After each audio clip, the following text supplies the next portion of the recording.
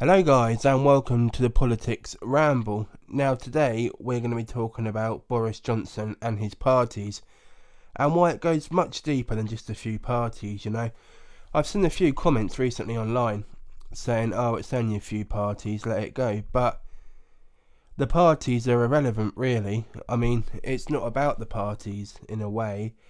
The way I see it is it's about the guy who set the rules for all of us to follow didn't adhere to them, and then yet you see the stories, and I'm sure people have all heard stories as well of family members not being able to be with them when they're passing away, family events not going ahead, people missing births of children, and it's just despicable really that people just brush it off as a few parties when, as I say, the parties are almost becoming irrelevant now, and this is more about the fact that we've got someone in charge of our country that really shouldn't be in office. I know we was all sort of told what he was like before people voted. I have to say I didn't vote for him. But, you didn't really think that he'll be capable of the dishonesty and, the disrespect for the electorate, really, which ultimately is what it is. And I feel that maybe now people are sort of having their reservations about not just voting to Boris again, but Conservatives in general. And I think we've seen a few true colours of them recently. In particular, the Jacob Rees-Moggs of the world. Well, we all know what he was like, really, and then there's sort of Liz Truss, all of them sort of people.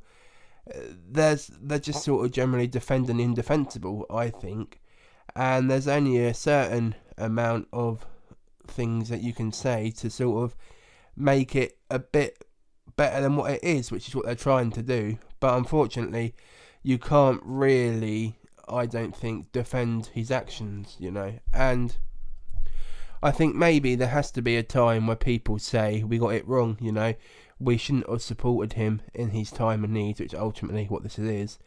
And, they have to call him out. We've seen one defection already in Christian Wakeford.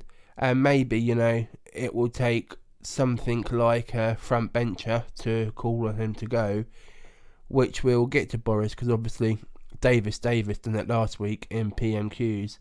But that didn't really have the effect that perhaps he was hoping for. I think, Richie Sunak is the obvious successor to Boris. So I think potentially someone like him will have to make a move sooner rather than later, We've seen him sort of uncomfortable in interviews. Apparently his character, he doesn't really like confrontation. So it'll be interesting to see what he's like in the leadership contest as and when it happens. And if he's able to cope with it, really, because I think, looking at the betting odds, I mean, what do they really stand for? But, he's clearly the favourite to take over from Boris when that time comes. So it'll be interesting to see how it all unfolds.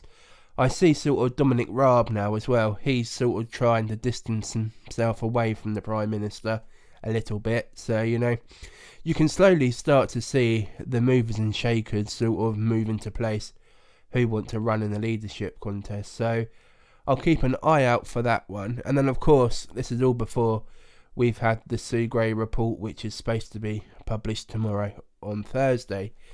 So it's going to be interesting to see how he reacts to that. Obviously, he's going to be going to the Commons to address the statement. So interesting to see what he says, what he tries to use to wriggle out of the situation he's going to be in.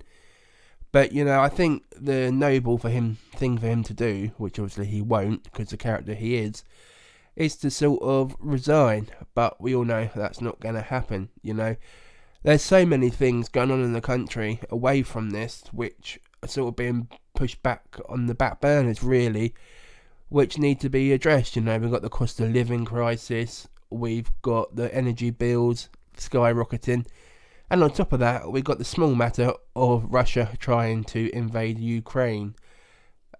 So these things need to be dealt with, but unfortunately the whole Partygate and the illicit lies from Boris and his chums, the things that need to be dealt with aren't being dealt with. And, when you're the Prime Minister of a country and big decisions are going to have to be made, where's his authority in all this, Because if it comes to it and Russia do go into the Ukraine and there's a point where we need to help Ukraine and send our armed forces in, how will he be able to get the trust of people to back these decisions, How will he have the authority to do it also?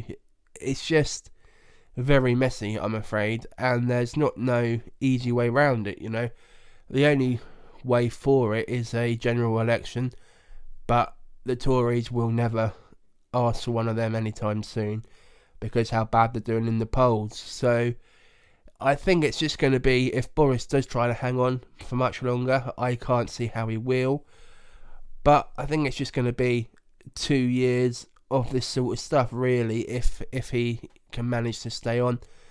But I think, for the country's sake, we need a competent leader.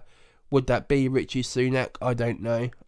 But it needs to be someone that can make tough decisions and make serious calls, which at the moment we are lacking. And, it's a crucial time in this country, political. So you need to have some sort of firm person in charge. And unfortunately, Boris, he's lost all of his credibility and all of his self-respect, really. So it's going to be interesting to see how the next few weeks and months, even days, with the Sue Gray report coming out, it's going to be interesting to see how it all unfolds and what the future holds for politics at present in this country.